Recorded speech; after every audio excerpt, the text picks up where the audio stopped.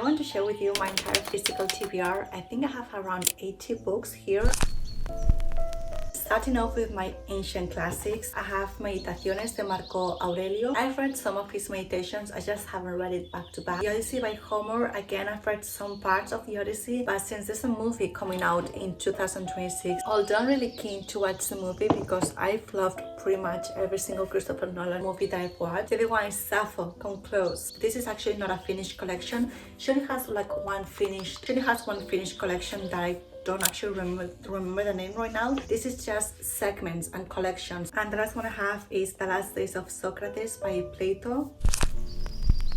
Now for some Russian classics, I have Fyodor Dostoevsky, White Nights. I'm not scared of Russian literature, but I do know that I have to be in the mood to read it. So I'm going to slowly dip my toes into it. And I think reading the Penguin Black classics is the perfect way to start. This is supposed to be an extremely devastating read, so that makes me very anxious to read it.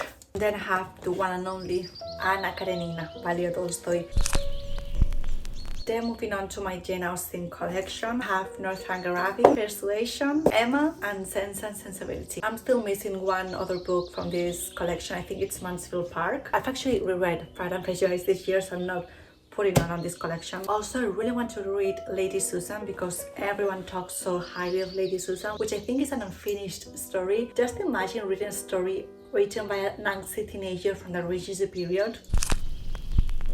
Then for my Hemingway collection, I thought I had more, but I guess I only have 2 of them, which are For Rajunda Bell Tolls and Islands in the Stream. This one is set in Cuba, and then this one is set in Spain, which is where I'm from. Now moving on to some of my Victorian classics, I have Pre-Expectations by Charles Dickens, The Woman in White by Wilkie Collins, then this is Ghost Stories by Charles Dickens, Wuthering Heights by the one and only Emily Bronte, Jane Eyre by Charlotte Bronte. I'm actually going to visit the Bronte house this year in a few days, like this week, as the time as I'm filming this video. And some other classics, Confessions of an English Opium Eater and Other Writings by Thomas de Quincey, The Jungle Books by Rudyard Kipling, and I have Moby Dick by Herman Melville. And now for my modern classics, which I have quite a lot since I love my modern classics. I have A Room of One's Own by Virginia Woolf, which I actually want to take with me for my solo trip around England, because I feel like it's a perfect book to read on your first solo trip. A Portrait of the Artist as a Young Man by James Joyce. Then The Lottery and Other Stories by the one and only Shirley Jackson. I'm currently reading The Haunting of Hill House, which I think I'm going to finish before the year ends. Then I have Chess by Stefan Zweig, When Shooters Test and A Certain Smile by Francois Sagan. I don't know why it doesn't say A Certain Smile in the title, but this book actually contains both stories. On Violence by Hannah Arendt, which is an essay. Agua Viva by Clarice Lispector. Mercy's Selected Poems by Anne Sexton. Don't really like reading poetry, but when I saw this cover, I was so captivated by this photo. All Quiet on the Western Front by Eric Maria Remarque. And lastly, El Dia de Cap d'Any by Edith Wharton. This is actually an English book translated into Catalan. I want to start reading more books in Catalan, and I know I shouldn't read translated books into Catalan because there's a lot of Catalan literature that I should consume in its original language. But this editorial, Petits Plaers, is one that I love, and I want to support them even though they're not the cheapest. El Dia de Cap d'Any means the day of New Year's. I think that would be the right translation, and I want to read this book on the 31st. Those are all my classics, I think. Now moving on to some more philosophy, sociology. I have such a difficult time pronouncing that word. The Wisdom of Insecurity by Alan W. Watts. And I have Bleak Times, Living in an Age of Uncertainty. And lastly, I have The Body Keeps the Score, Man, Brain and Body in the Transformational Trauma by Faisal van der Kolk. I just bought this book when I got anemia, and I still haven't read it because I was scared to read about health. Now for some miscellanea category, I have The Buddha in the Attic by Julie Otsuka. This is actually my sister. She lent it to me so I could read it, and I still haven't read it. Eve's Hollywood by Eve Babbage.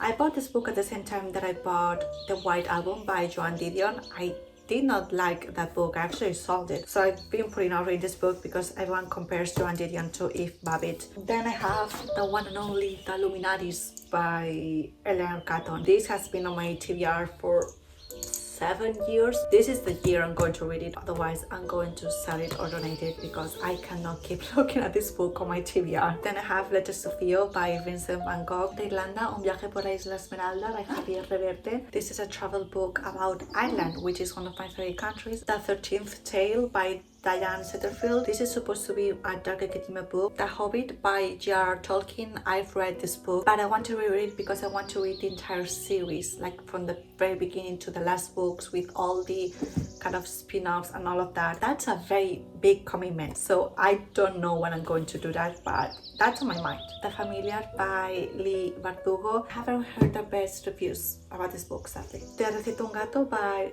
Sue Ishida. This is a Japanese book, I believe. This was a gift from my brother and my sister-in-law. Belladonna by Adeline Grace. Emily Wilde's Encyclopedia of Fairies by Heather Fawcett. Atalanta by Jennifer Saint. I'm slowly making my way through all her mythology books, and this one I think is going to be my favorite one because of the animal aspects of the book. Dracula. I absolutely adored Dracula. It's one of my favorite classics, and this is supposed to be inspired by the notes of Bram Stoker's when he was writing Dracula. I only have 2 more piles left. Memorias de Adriano by Marguerite Yourcenar. There's actually a play in Barcelona right now about Memorias de Adriano. I'm most likely going to watch a play as well. Odyssey by Ana Apolo Alonso. Templarios by the Spanish History Channel, which if you've been here for a while, you will know that I love every single book written by the Spanish History Channel. I think I only have like 3 left written by them, which is very sad. 1493. This is basically the aftermath of when America was rediscovered by the Europeans.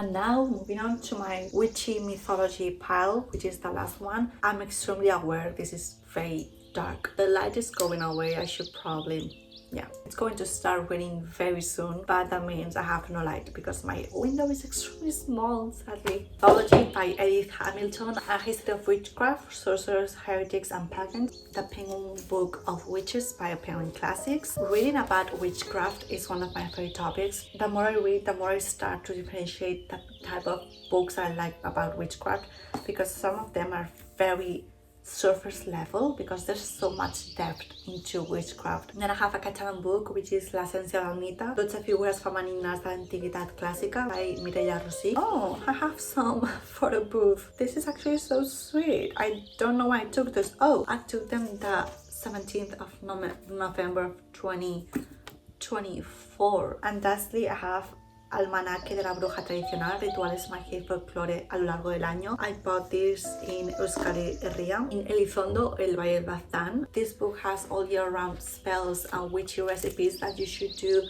for the different solstices, like the winter, the spring solstice, and also some of the saints for each season and each month. I'm going to start doing it in January since the book starts in January. I also forgot to add these 5 books since they are not on my shelf, on my TBR shelf. This Talesi I've DNF'd twice, so if I DNF it after time, I'm just going to sell it or donate it. It's actually my vintage already if you want to buy it, but I'm going to try. If not by the end of 2016, I'm just going to say goodbye to this Talesi. My Brilliant Friend by Elena Ferrante. This is going to be the year I read it, hopefully, because I only hear good things about this quartet. And then the other books are books that are my TBR because they are either gifts or books that I think I should read. But I don't know why they weren't on my TBR shelf. That's why I didn't add them. But they were on my shelf on Goodreads. So good thing, because now I remember that I physically own them and I need to search them on my flat and see what they are. These are all the books that are on my physical TBR that I still haven't read or that I want to read very soon. Let me know if there's any books that I should prioritize because you love them, or also let me know if there's some books that you hated that you would recommend. And I hope you have an amazing start of 2026, and I will see you very soon. Bye!